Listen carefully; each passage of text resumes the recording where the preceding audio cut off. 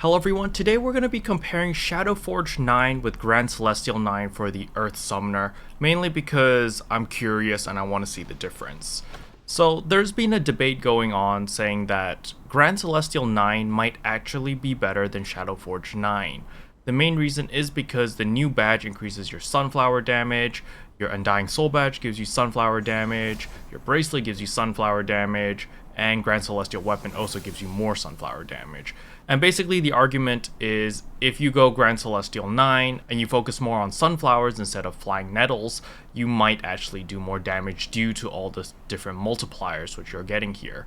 The main one is probably going to be the Groundbreaker Mystic Badge, because this one does give 300%, but then there's also a counter argument going on saying that the Groundbreaker Mystic Badge is currently bugged and it only boosts sunflower damage and not super sunflower. And over here you'll see that 300 plus 350% attack power bonus when sunflower / super sunflower hits during divinity effect. So because the Groundbreaker Mystic Badge only says sunflower and doesn't say sunflower / super sunflower, it's kind of up to debate. So we don't know if this actually works for super sunflower. So you can see here that I did a parse. It was on Moyon, general Moyon, so it was only 1 minute and 47 seconds. So I did 1.6 million. It's not super accurate due to the duration of the parse. It was very, very short. Normally, if I was not lazy, I would parse on the dummy, but I'm lazy, so I only did the Moyon because I really just want to see if you actually gain DPS or lose DPS. And that's really the gist of this video. So without further ado, you're going to see here that I'm ShadowForge 9 at the moment. I have all the materials over here to break through to get it to Grand Celestial. So first of all, I'll unequip my weapon.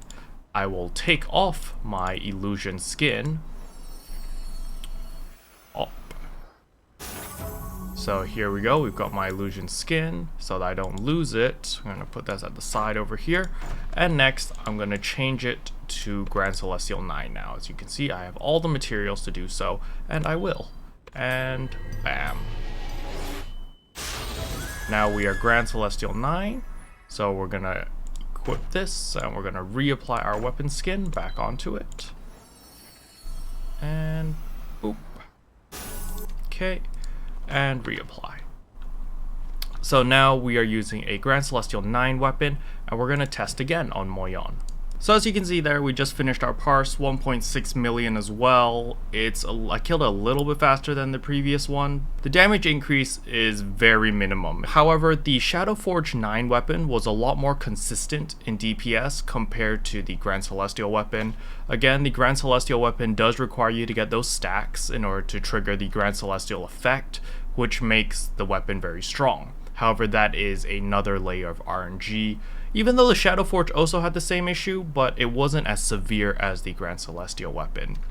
Overall, I feel like just sticking with ShadowForge 9 is probably your best bet, unless you really want the Grand Celestial weapon. I can see the Grand Celestial weapon being slightly better on a moving target, mainly because you're not only relying on nettles to do most of your damage, you will also have your sunflower, which will also carry a lot of your DPS. As you can see here, my super sunflower did the majority of my DPS over Thorn Strike and Flying Nettles, while normally if I was to do this on my ShadowForge weapon, it would be Thorn Strikes, Flying Nettles, and then Super Sunflower. But because I switched the weapon to the Grand Celestial weapon and it boosts the sunflower damage, it became my hardest hitting ability, which could be quite useful in certain dungeons such as Eternity Temple on the first boss and on the second boss, since it's moving all the time. And so I could see why people would want to try to go to Grand Celestial Earth Summoners, mainly because more endgame bosses, they move around a lot and it's quite a pain in the butt, and you lose a lot of DPS when they do move. So both weapons are really good. It really depends on you. If the choice was up to me, if I didn't need to make this video to test things out, I would recommend to just stick with ShadowForge, mainly because most bosses don't move around that much. There's only a couple exceptions, and they're just Eternity Temple exceptions. And of course, if you are on low ping, you shouldn't be playing Earth anyway. You should just switch to Wind. Then you don't have the issue of a moving target because you're single target DPS and you just pew pew pew. But yeah, hopefully this video helped. If it did, I would appreciate a subscribe, as it really does help out the channel. And as always, I'll see you guys next time. Bye. What can I say except you're welcome? For the heals, the